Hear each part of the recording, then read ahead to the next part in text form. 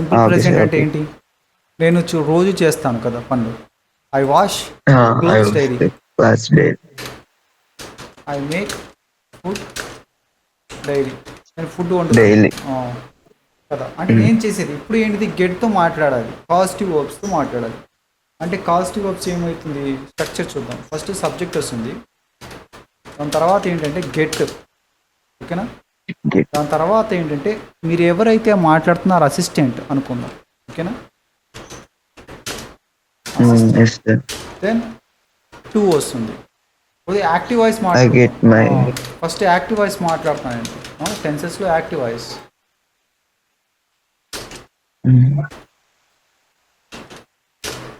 ఓకేనా? Active voice చెప్తున్నా, ఇది యాక్టివ్ వాయిస్ స్ట్రక్చర్. దాని తర్వాత వర్బ్ బేస్ ఫామ్.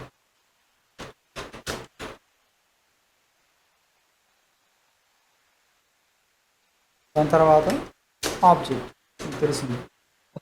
దాని తర్వాత అదర్ వర్డ్స్ ఏమైనా వస్తే రావచ్చు.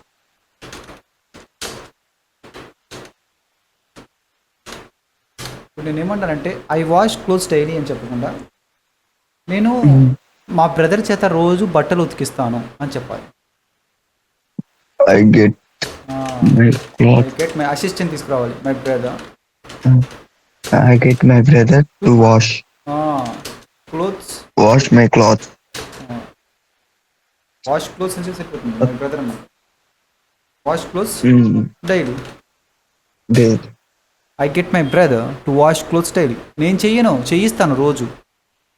వచ్చిందా? అర్థమవుతుందా? సో దీన్ని ఇప్పుడు ప్యాసివ్ వాయిస్లో మాట్లాడు.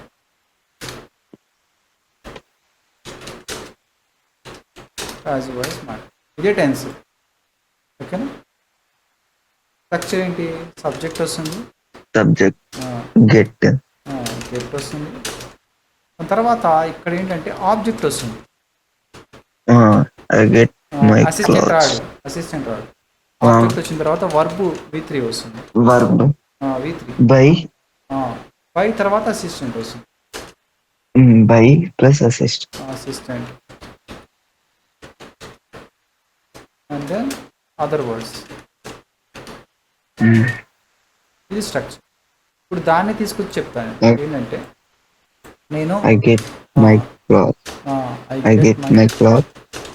Clothes washed washed by my brother daily. అయిందా? అంతే. ఇది యాక్టివ్ వాయిస్లో, ఇది ప్యాసివ్ వాయిస్లో. ఇంకైనా ఎగ్జాంపుల్ చెప్తాం. షీతో చెప్పండి. షీతో ఏం చెప్తా? అర్థం. She get. షీ గెట్స్ రావాలి. She gets.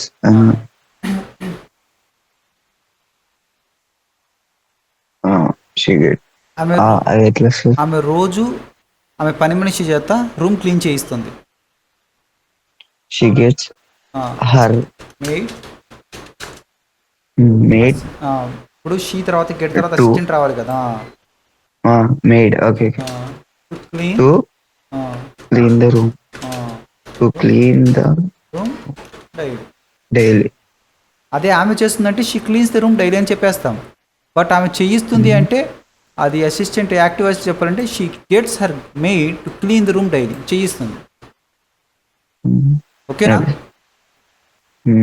ఇప్పుడు ప్యాసివ్ దీంట్లో షీ గెట్. She get. గెట్టా gets she gets. She get her room cleaned by her maid. అంతే. She gets her room cleaned by her maid. అయిపోయింది కదా. ఓకేనా? ఇది సింపుల్ ప్రెజెంట్లో మాట్లాడాం. ఇప్పుడు వేరే టెన్స్.